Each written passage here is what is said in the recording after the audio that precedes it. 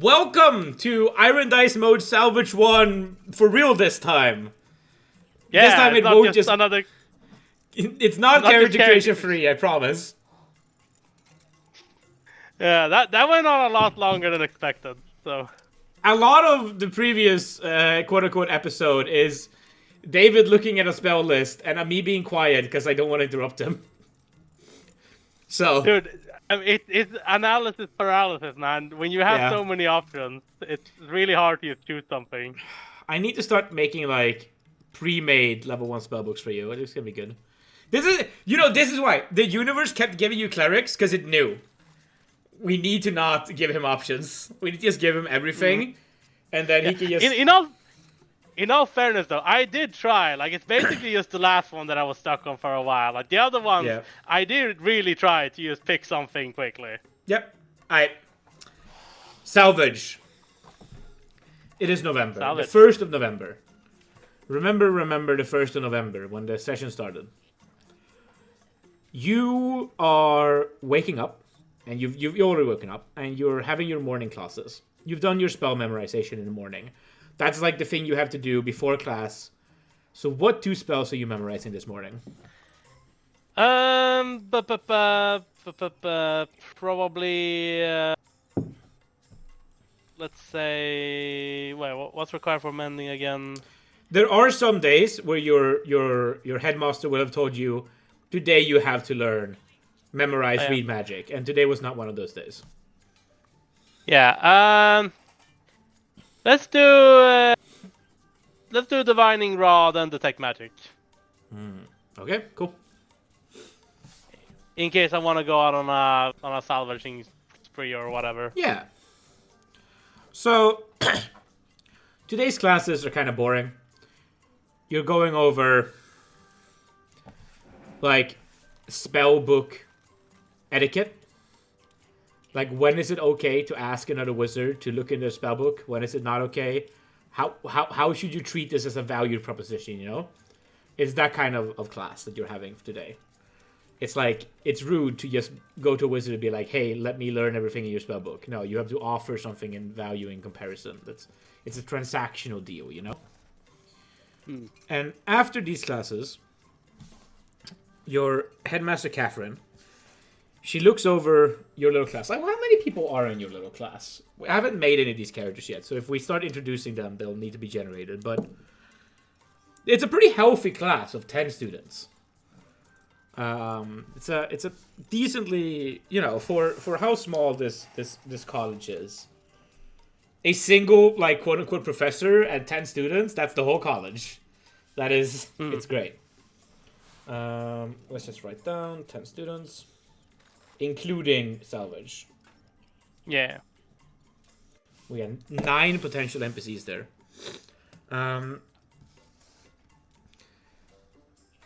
And there's an announcement after this. And she goes, this 72-year-old lady who... She has, like, her hair, it's completely gray. But she has it, like, completely tied up in 2 buns on the side. Because she doesn't like it getting in the way when she's tinkering. She has a little bit of a crooked back, so she walks around with a little cane everywhere she goes. Let's see. However, you can tell that, like, once upon a time, she was definitely, like, physically strong. She used to be quite well built, and it's mostly age that has, like, deteriorated her. So she has a bit of a healthy look to her still. And so she walks around. She goes, well, there is an announcement I have to make at the end of class today. By the end of this week, the start of next week, on the next Monday, there will be a presentation held at the gathering of the headmasters, which are held now and then. I don't keep track of it myself that much. I honestly miss more than I should. But there will be an exhibition this time. And every single college is going to have one student compete on honor of the college. I have already drawn lots back in my room to determine who will be our representative in this competition. If I was allowed to choose, I would have chosen whichever student would give us the best chance at victory. As victory in this will come with a sizable budget increase to the operations of the college that wins. However, the rules that were given was that I wasn't allowed to choose who had to do it, so I had to randomize it. I will not say who I would have chosen. That would be rude. But the randomization has decided that our champion and our competitor will be Salvage. Salvage, are you ready to represent the College of Artificing? Well, I know that it's your first year, but surely this is a great honor. Well, if it is me you choose, then I suppose I cannot lose. Well, as I said, I didn't choose you. The hat did. But this competition does, I think, suit our school quite well. After all, here we follow the teachings of Eolip, the great aspect of Tinka, and god of all things new, novel, and innovative. And this, my friends, is a competition in research. You have 1 week to pick something that you want to learn more things about, that you want to discover something about, that you want to present as much knowledge as possible on at the end of the week. And you are to present this to the Council of Headmasters. And whichever presentation is the most interesting to the Council at large will be granted the victory. Salvage, do you have it in you? Can we trust you to present us well?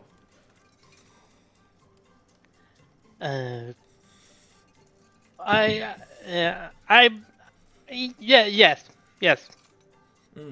Good.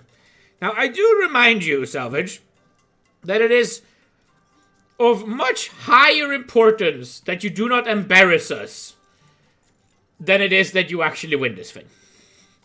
Winning would be fantastic, but I will not pretend that the resources we can allot you to allow you to do as good of a job as possible are not as large as those of the College of Divination, or the College of Enchantment, or even the College of Evocation.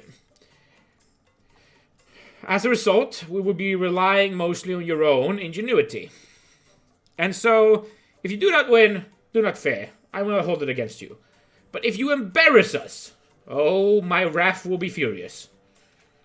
I could not look the headmaster of alchemy in the eyes if one of my students were to make a mockery of me and my teachings.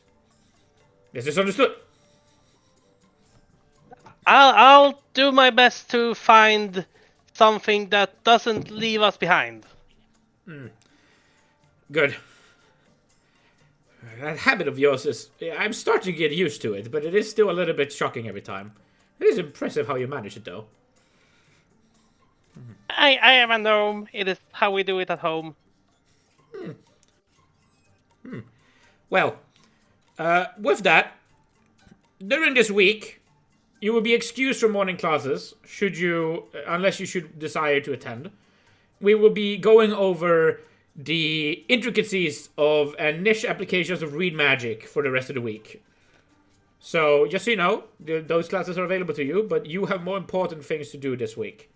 The Artificing Lab is available to you, should you decide to use it. You can use the ink resources and the scribing resources, as well as the workbenches, should you decide them. Any questions? Not right now. Oh, fantastic. Well done. You are dismissed. And with that, yeah, Salvage goes to his. I guess. Do I have Do we have like dedicated workstations? Yeah, you probably have like a workbench that is yours, that has your name carved into it or something. Yeah, I'll probably go over that to start thinking of prep. By the way, is there music? Because there's no music for me. I'm playing music right now. Me and the viewers have music. Can you just check that maybe it's just very low volume for you? It is not. I haven't touched the volumes. Let me just restart the song. Now I hear the music. I just restarted it. Yeah. This is going to be the theme song of this campaign. Right. Yeah, okay. So, I think immediately what I'm thinking is I want to do so if I understood it correctly, this like presentation is gonna be it's not necessarily gonna be about me creating something. It's more like I'm gonna like present a field of study. Yeah, it's very wide. If you want to invent something cool, you can invent something cool and you can present that. That can be your research. But it can also be like, I want to learn everything about the qualities of gnome snot versus the qualities of goblin snot and how they differ in like construction. And you can present research on that. Although that probably won't impress people that much because it's not a very cool subject. Yeah, I think I already know my subject. Mm-hmm. I want to do a subject on what makes an object suitable for use in magic. Like what properties are like magically inclined or whatever. That's a like really why cool are certain things why are certain things spell components, like, or what materials make for the best magic items, things like that. Excellent. Give me a spell crafting check to begin with. What is your base knowledge on this? Okay, spell crafting is int -2. I have +3 for artificing. Does this count as artificing? It counts as artificing when you are doing it in relation to something that has to do with the art of artificing. And you're talking about spell components, which is an object. I think it counts. So okay, so this is an int plus 1 then. Yeah, so 13 or lower. Yeah. 6. Cool. You pass. And you pass with a 6. Okay. What you know about spell components, so what is like the general knowledge about spell components, is that no one knows shit. Like, magic. Let's talk about wizarding magic in my world. Magic is in the process of being rediscovered. Everyone knows that way before the mist came and the world broke, magic was like everywhere. There are constant discoveries of like ancient ruins where clearly wizards of insane magical power once were involved. But in the world right now, wizarding is a newish field of study. For a long time, wizarding was banned in a lot of places. It was seen as wizards were largely blamed for the catastrophe of when the world broke apart. Even though clearly the gods did it, many people think that it was the wizards who angered the gods. And so a lot of places ban wizardry. Some places still ban wizardry. If you were to sail out of Ursu and go north, you would get to a place where wizardry is still banned to this day. Up in the far northeast of this continent. And so as a result,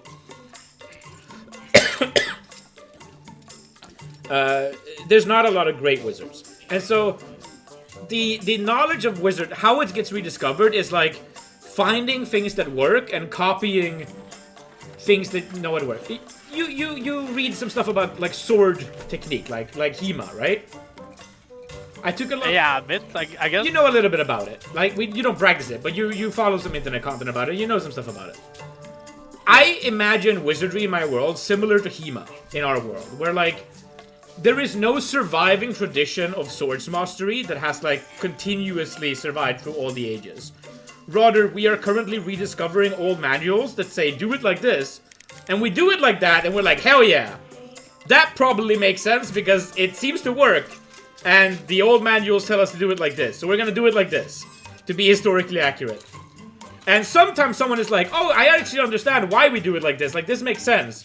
But then there's other things like, okay, we are just gonna do it like the manual says because that's the art, right?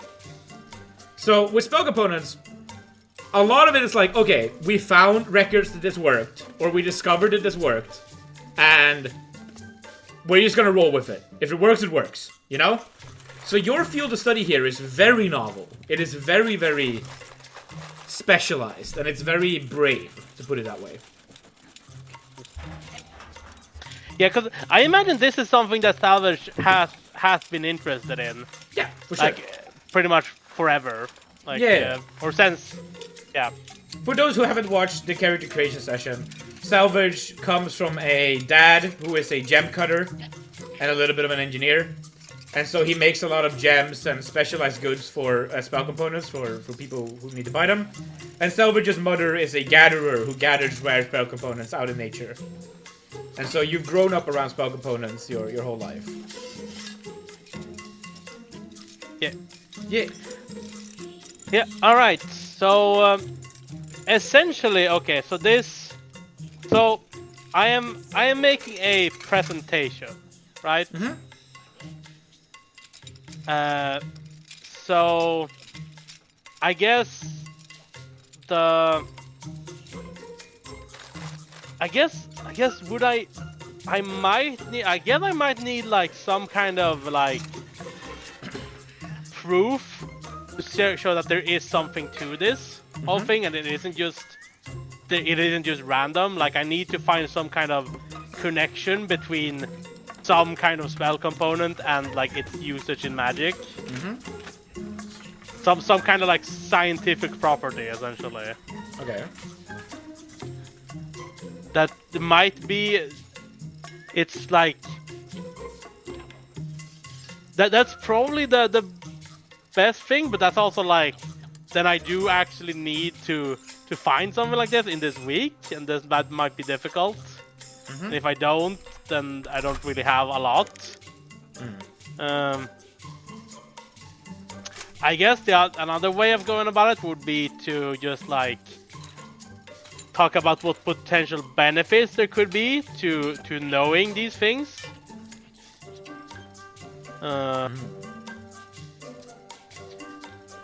Which I mean, it speaks for itself, I guess. Like, if you know what materials are good for magic items, then you can make better magic items.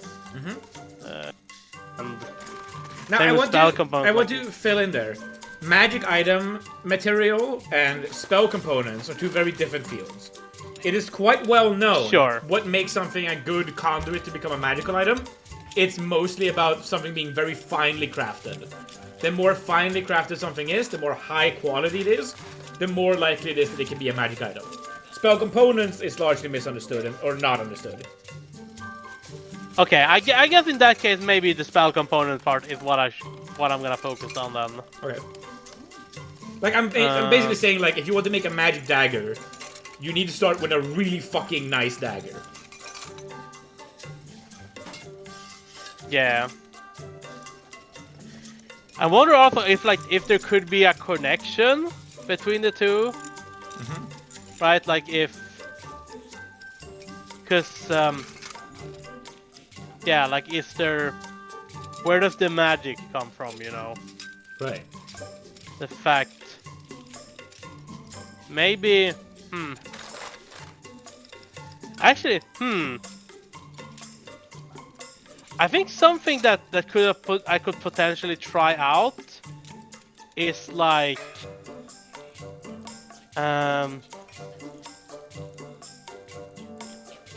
let's see, what do I have for my own spells? What do I have? I have as like spell components. I think because I'm wondering, like, could I use? I could potentially use my own spell slots to like experiment with it, but then again, I don't have that many spell slots, so I can't really do many experiments per day.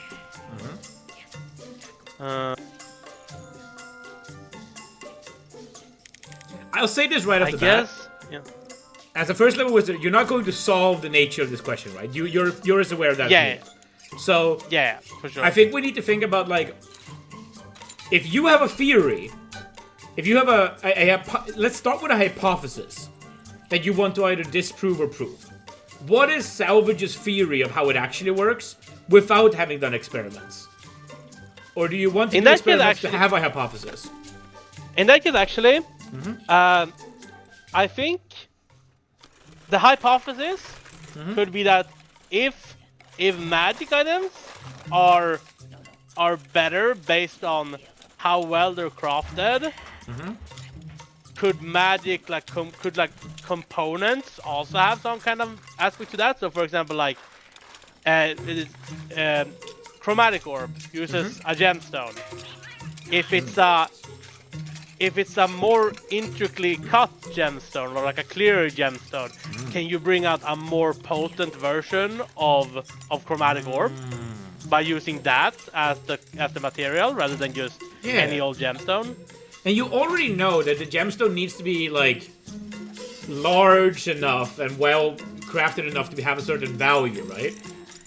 Yeah, exactly. Yeah. So I think that's where we essentially could you I think like a thing in this could, like, if there is some kind of connection, then there could potentially be an entire industry there behind to, like, make even more potent components rather than just like the basic version of the component. Yeah. By the way, today you took finding rod, right? Yeah, finding rod or the divining rod and the divining magic. Yeah, I was just making sure that one of them was an artificing spell. Yeah.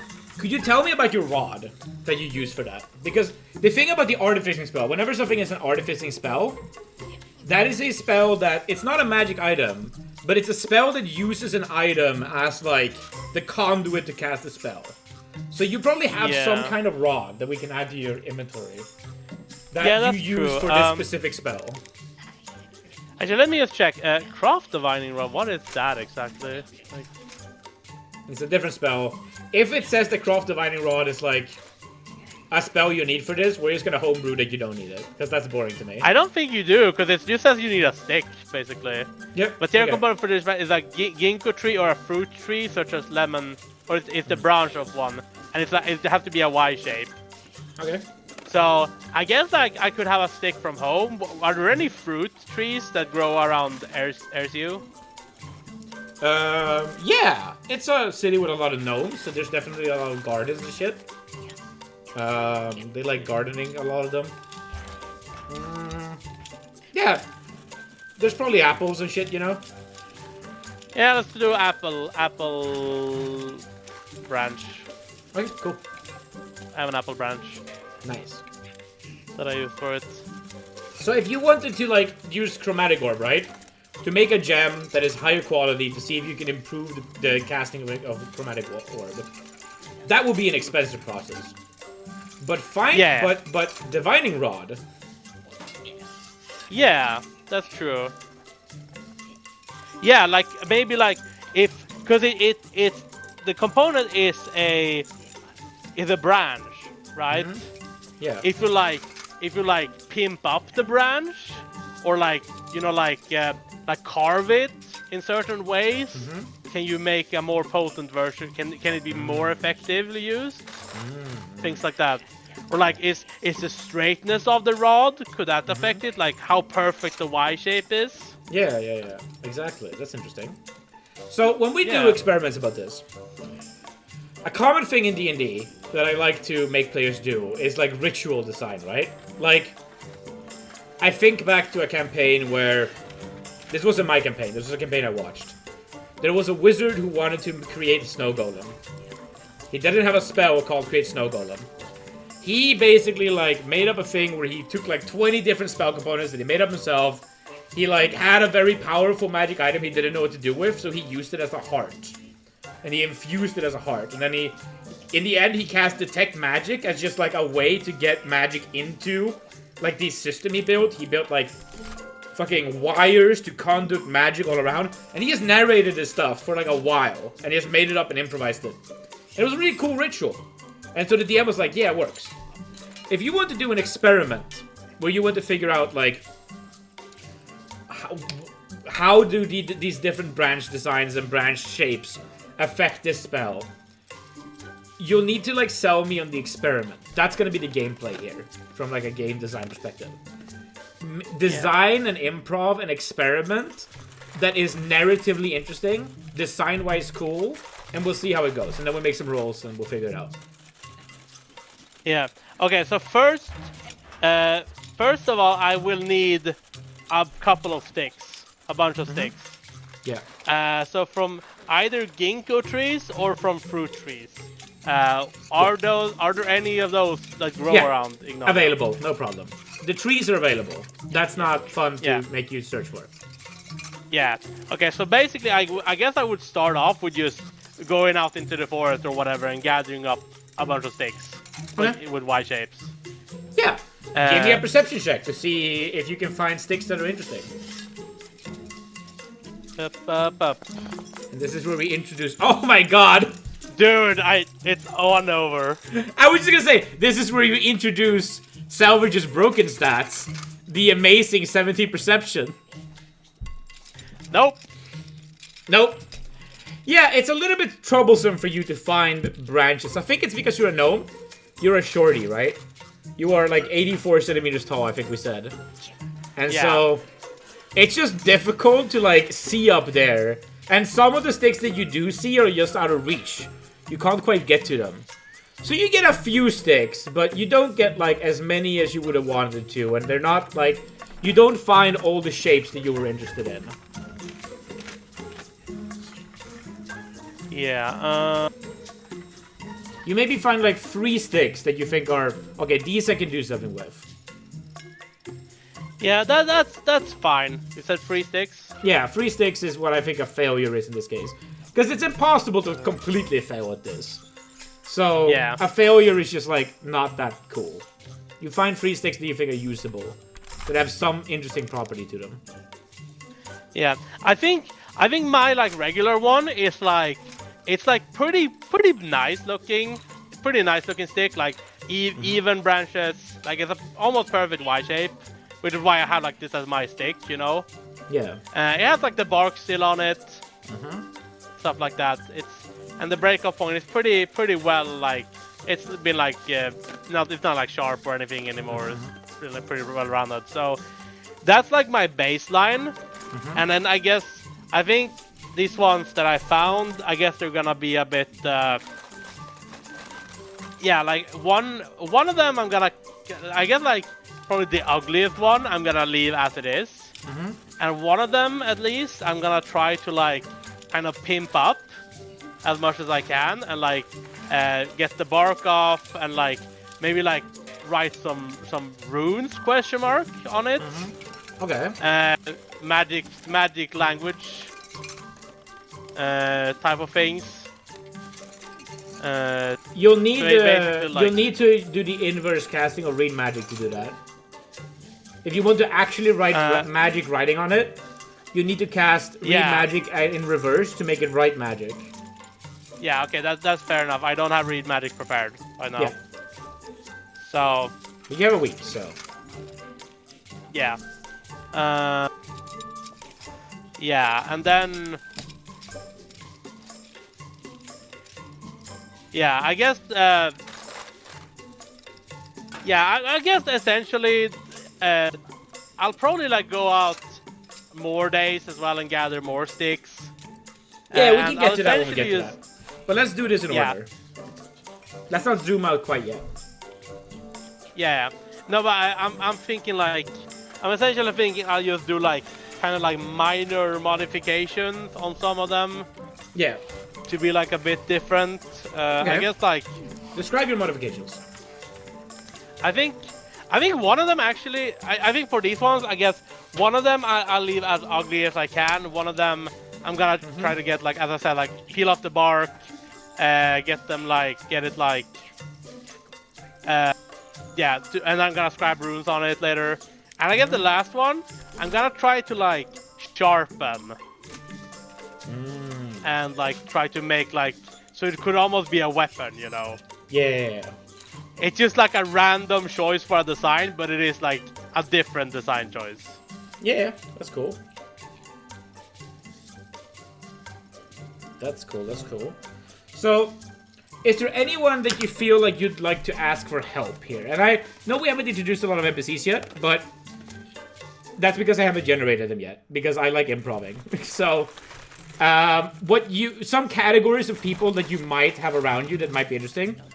Shopkeepers for different kind of things. There's definitely, like, a magic store that is affiliated with your college that you might have some kind of decent relationship with, you know? Where you can go and ask the proprietor there if they know anything. And we'll generate that character when we get there. There might be a neighbor that you have some kind of interesting relationship with. There might be other students that you're friends with. There might be... I mean, my world doesn't have a drinking age, so there might be a tavern that you have an interesting relationship with. There might be some kind of... someone from a different college that you have some kind of relationship with. And you can sort of make this up. If you want to have a relationship with some kind of person, we can make that work. Most of the time, unless I think it's bullshit. I'm thinking when it comes to tinkering and stuff like that, Salvage is probably prefers to do things at his own pace and just experiment. Yep. So I think right now I don't think I would ask anyone. It's just I'm just gonna try to start experimenting. I just want to put things in your head that could spark ideas of things we might do for gameplay. Up to you though. Yeah. Yeah. Okay, so you got a sharp stick, a peeled stick that you will eventually put runes on, and an ugly stick. Yeah. Does the ugly stick still have leaves? Probably, if it had leaves originally. Yeah.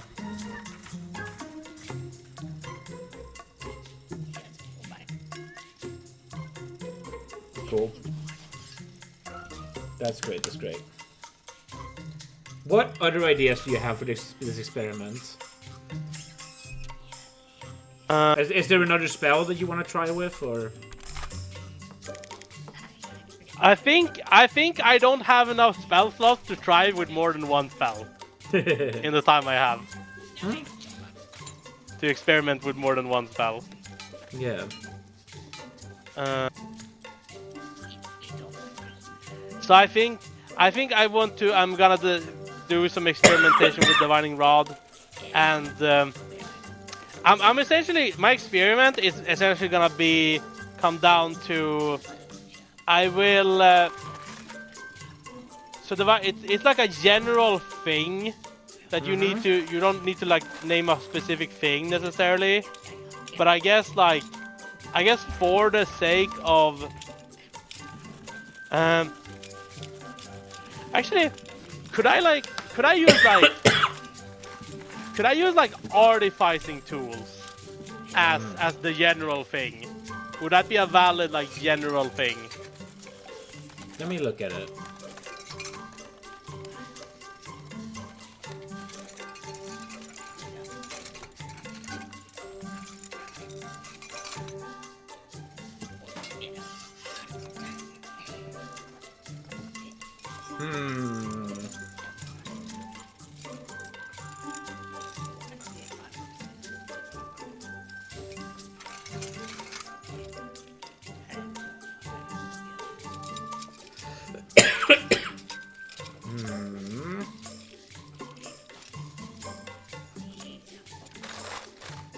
Yeah, I think artificing tools. I think you'll need to pick one, like a wrench. Yeah, actually, probably for the experiment. It's probably better to be more specific. I'm probably gonna use my gemstone, my white gem. Okay. Yeah. So I'm probably gonna use that, and I'll essentially like, I can't do it that many, but essentially I'm gonna like, use the white gem as the thing, and while the spell is active, let's see, duration is 1 round per level. 1 round is that 1 minute or is it 10 minutes? A round is a minute. Yeah, okay. So essentially, I'm gonna try to document like things like what is the maximum distance from the gemstone that it's sensing, how hard does it pull, does it like does the pull is the pull different if there are things in the way, and like I guess it could also be could potentially also be if there are other things. Nah, probably not. That's I think if it like gets disturbed by other things, but that's probably not. Probably just gonna destroy the data. So essentially, I guess it's more or less those things, like how does the pole feel, what's the range, and like is there any effect on like things that are in the way? Yeah, that's interesting. I think those are the 3 aspects, and I'm essentially gonna try to use use every branch and cast divining rod like once with each one, and see if there's any difference in the data. Right. So what are you doing with your casting a divining rod today on the first day? I'm gonna do it with my normal stick to have like a baseline, I guess. Okay. Great. Yeah, and tomorrow I guess I'll take a divining rod and read magic so I can inscribe runes on one stick. Yeah. Yeah, I'm not gonna be able to spend that much time on this since I only have 2 casts per day. Yeah.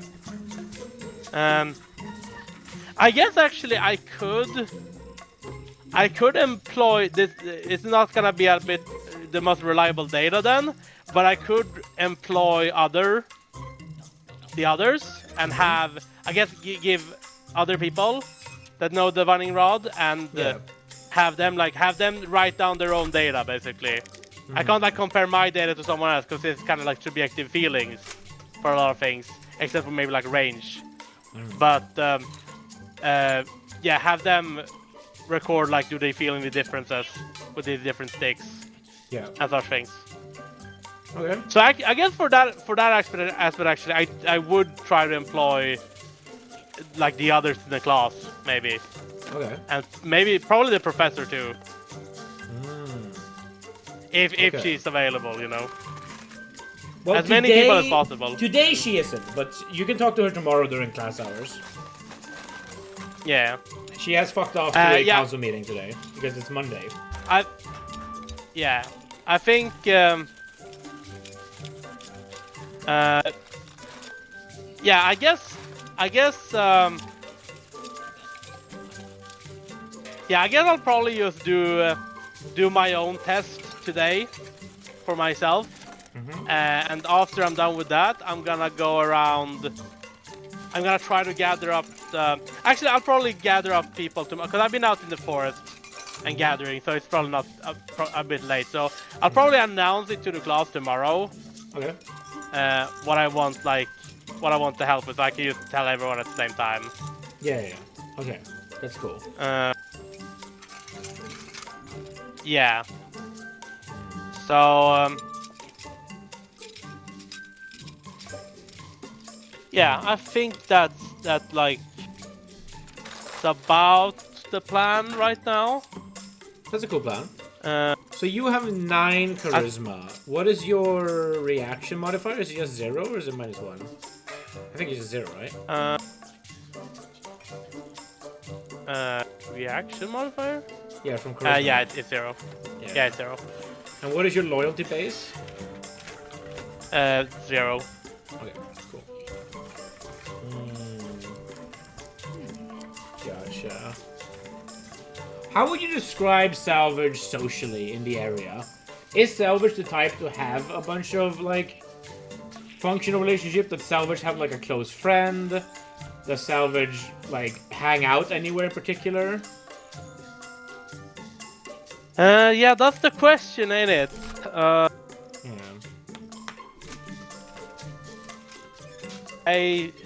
I assume there are no other gnomes in the class. No. No. Actually, are they there's all probably... humans? Or... Wait, let me roll for that, actually.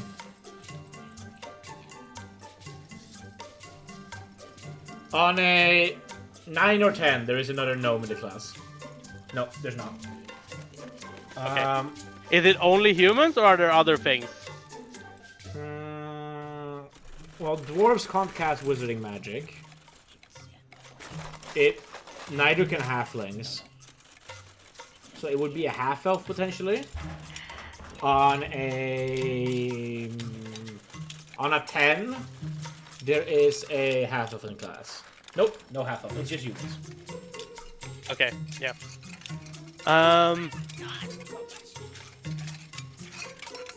I feel like... I don't feel like Salvage is the most social person. How is, like... Have there been, like, any group projects so far? Or anything? Yeah, I mean, there's been, like, you know, for a day here or there, but there hasn't been, like, a proper group project. There's been, like, hey, you two, go and work on this for now, or go and, like, you know, help each other rehearse these things that we're memorizing or whatever. Can I make like a charisma check to see like general impression that we can make a charisma check for how liked you are in class. Yeah, exactly. That's what I was thinking. Yeah. If you fail by a little, like if you're still close to 9, we're not gonna make you hated. If you're at like 16 or above, it's gonna be a problem. Yeah. I'm gonna do that. Everyone fucking hates you. Very, very bad. Everyone thinks I'm super annoying, probably. Yeah. I think there was a little bit of that in my roleplay as well earlier, so that's good. Yeah.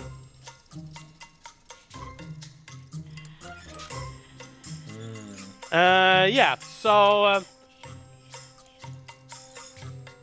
I guess then, yeah, Salvage is still gonna present the plan to the class, but we'll see how many people are interested in helping out, I guess. Yep. You never know. They might be really interested in the project, you know? Even though they don't like you. Yeah. But how is it with the neighborhood? Do you think you have like... Because if you want to declare that like you have someone who you have a good relationship with, that's fine by me.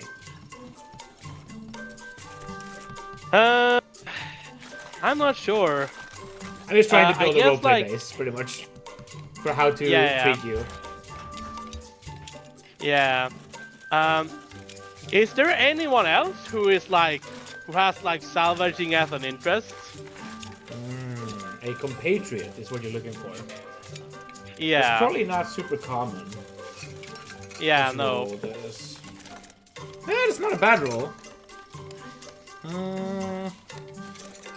Let's double check with this roll. Ooh, okay.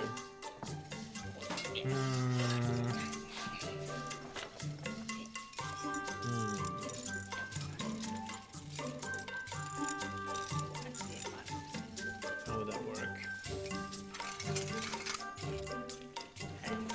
Yeah, you see, there is one other gnome who is quite close to here. This gnome is called... Let's see here.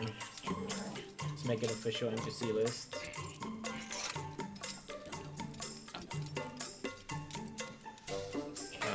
Let's do a NPC character roll.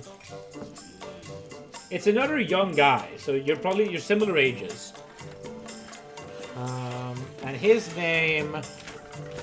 I'm trying to think of a good name for this. I have a character in mind of what he's like. I just need the gnome name. His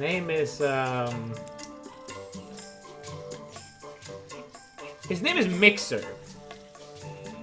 Mixer. Yeah.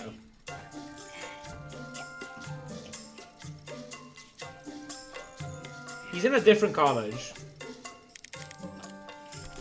But I think you came here at the same time. He's like the guy who traveled to Ignalia from Ursu in like the same caravan as you, and so you enrolled at similar times. He's a guy back from Ursu. You've like known him a little bit because like your parents know each other, but you've never been particularly close. But Mixer is in the College of Alchemy, as you know, shocking as that might sound. Obvious, I know. And Mixer loves to mix, swirl, mix. That's his jam, okay? So, where you have always been like, I'm gonna go and find the cool rocks, and the cool gears, and the cool trash, Mixer is like, I'm gonna go find the cool shit dripping from the roof of caves. And so, in that way, you have a little bit of a common interest here and there. Like, you run into each other, even though you're looking for very different things. Alright, so essentially it's like a respect the hustle type of thing. Yeah, this is a person who is respect the hustle, sort of a childhood friend, but it's not that like you aren't that close, not because you wouldn't be, but because there hasn't been too much opportunity, you know? Because you both have been busy people growing up. But now that you're both here studying, there's potential. If you play your cards right, this could be a really good friend. But it also could become a rival who hates you, depending on...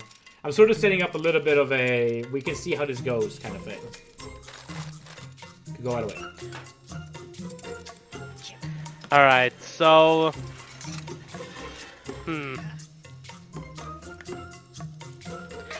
If, I might not, because this is kind of a competition, I might not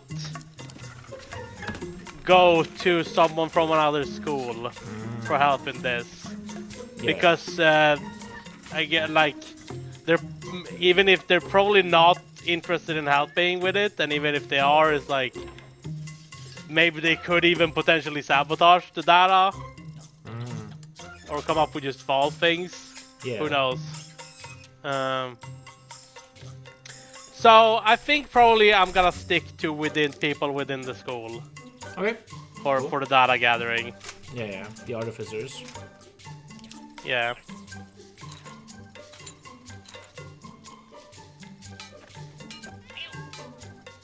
Let's write this down.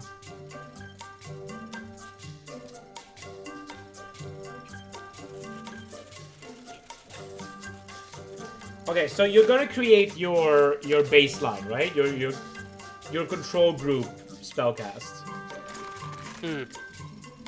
What are the circumstances you set up for yourself to make this as clean as possible? What item do you choose? What distance do you stand at? What's gonna be in between you? What are you feeling for? Okay, so I think I'm gonna set it up so the distance is 60 yards. Could I do 60 yards within the building? Oh, No, probably not. No. So I think actually I'll probably a yard is comparable to a meter. So yeah, I know. Yeah, no. I'll probably in that case I'll probably start by I'll probably just place my gem on my desk. I guess on the exact same location every time. Yeah. And then I'll go like outside, so I'm like exactly 60 yards away. In the best way I can measure that. Well, I guess like since I'm gonna use it to feel anyways. Isn't this spell a thing where like if you can hold it and you can walk around with it, and so if you walk into range, it starts pulling. So you can once you cast the spell, you can pretty much figure out where 60 yards are. Yeah, exactly.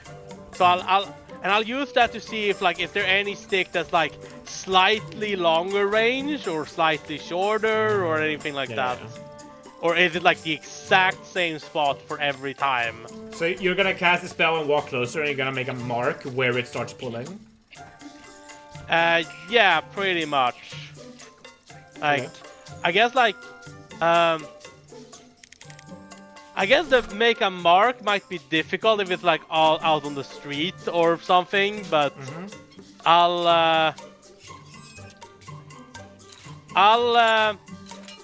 I guess I'll try to, yeah, how do I document that?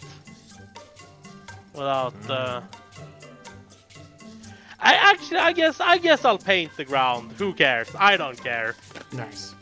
So you go get something that might make a mark, some paint, you know, from the alchemy, no, the artificing facilities. That probably exists. That's probably fine. There's some paint there. Yeah. I'll try to paint the ground, and I'll write like, do not touch next to the marking. On the ground. Is this on in the the city? Yeah, probably. Just in your neighborhood. Just like on the street where like carts go by. Yeah, it's like, you know, it's like how kids like write with crayon on the asphalt, you know. Yeah. Except there's no asphalt here. Yeah, I know. It's a By bad. the way, we say asphalt in Swedish. The English word is asphalt. Like. Yeah. Yeah, I'm pretty sure I said asphalt in I think we both said asphalt in Swedish, but whatever. But yeah, in that sense, like it's kind of that way, you know. It's like maybe it's technically vandalism, but who cares? Like, you're gonna make me roll a weather check overnight. Yeah, sure, I guess. Great, I love it. I need to make a weather system between sessions. It's gonna be great. Yeah, so I do that. Yeah. Where I start, and then I basically try to like, I guess I like maneuver around a bit, to like feel, like stand like when I have the wall in between me or the door compared to just open air. Yeah. Is there any? I think the door is probably the best, because like I basically like have with open door, and then like I close the door and feel on the exact same spot. If there's any different feeling. Etc. Yeah. And I try to like feel the pull, and again I can't really note down anything objective on these things. It's basically just gonna have to be my feelings, like how I experience it. Yeah. In the moment, and then try to take note of that and try to remember the feeling and compare between times. It's probably gonna be hard. It's gonna be definitely easier when I can use cast 2 immediately after each other to feel the comparison then. But still, it's a bit of a baseline now. So yeah, that's essentially what I do. I feel that what the absolute longest range is. I like check like is there any difference in the pull when the door is closed versus open, and like is like, yeah, how is the pull in general? Does the pull feel different when I like angle it differently or anything like that? Yeah, wait, angle. I like that. Pull strength. Base. Okay, that's interesting.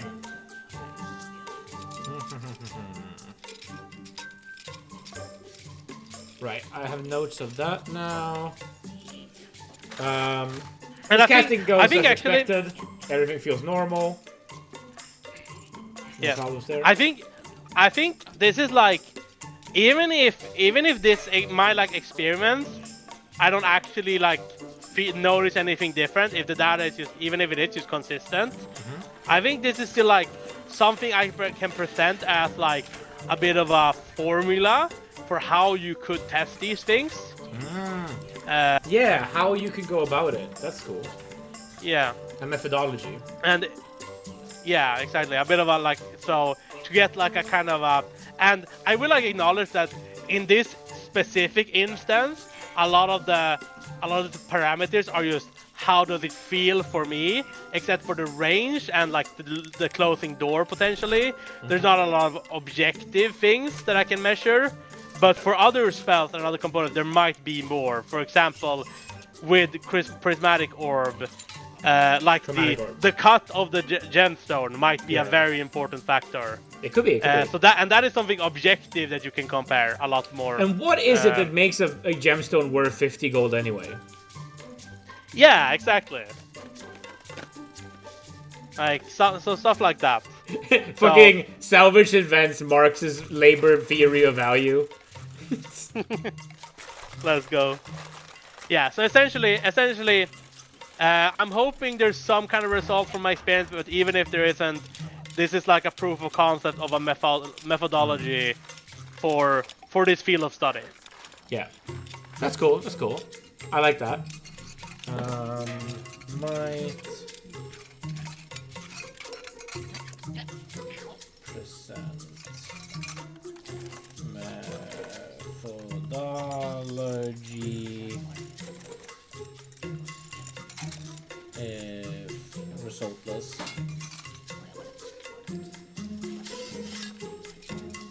Okay, cool.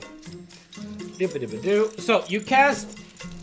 We're casting like the you know, the baseline spell, and the results are going to be what you expect because you're just casting the spell normally. You're just measuring the baseline, right? But let's take this opportunity to describe Salvage as a spellcaster. What is like your relationship to casting spells? Do you like the act of actually casting the spells, or are you more in it for the theory? Is this like what is your feeling around the spell casting? How does it feel? And what is your opinion of it? I think the act of casting a spell, I mean, like, I guess like the action itself is like, it's like cool, I guess, but it's not like, it's more about what you can do with the spell, right? Yeah. So in this instance, since I'm using the spells, my spellcasts for experimentation, now it's like really fun. This is like fun use of spell casting. And like if I'm using spells to salvage, for instance, to find things, that's fun. That's good, nice feeling use of spells. Yeah. What is Salvage's goal as a wizard? Like, I know that we said in the character creation that like your family has sort of bet the farm on you, you know? Like you were the one who needs to become something in this family. Is your goal to go back and like use your wizarding skills to run a good business? Or is your goal to like become a fucking sick-ass wizard with a tower, you know?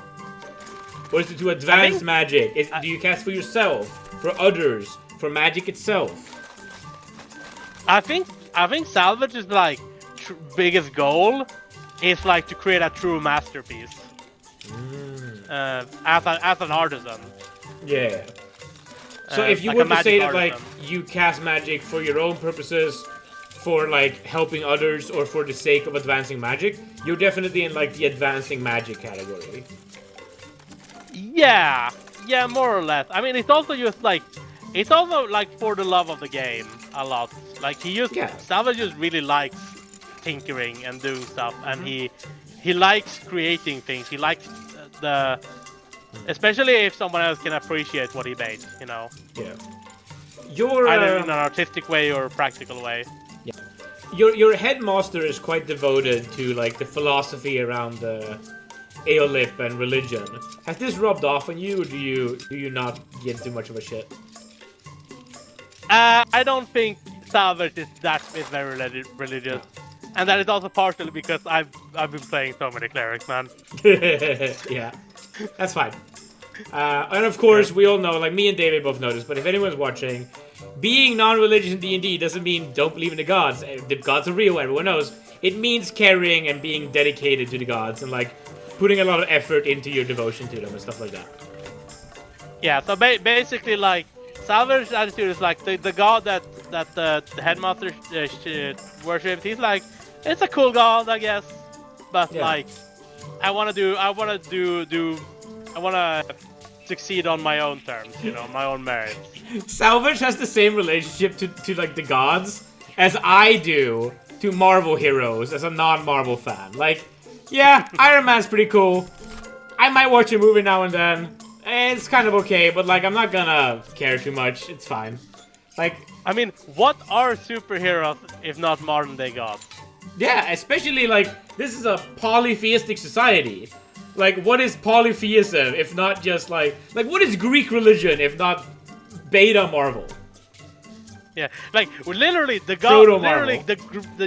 literally the Norse gods are in Marvel. Like, yes, as exactly. One of them is a superhero, one of the main superheroes. Okay, I think I have done enough fishing for like information I need to really prep a really solid session around this.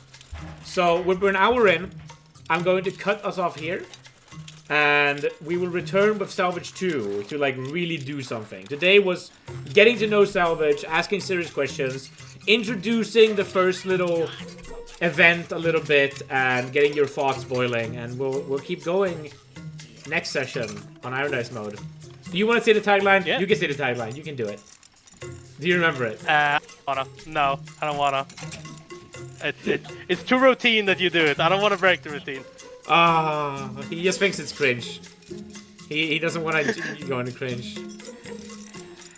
I don't want to say it. You say it. You always say it. Never fake gameplay. Never reroll. Irondice mode. We're out.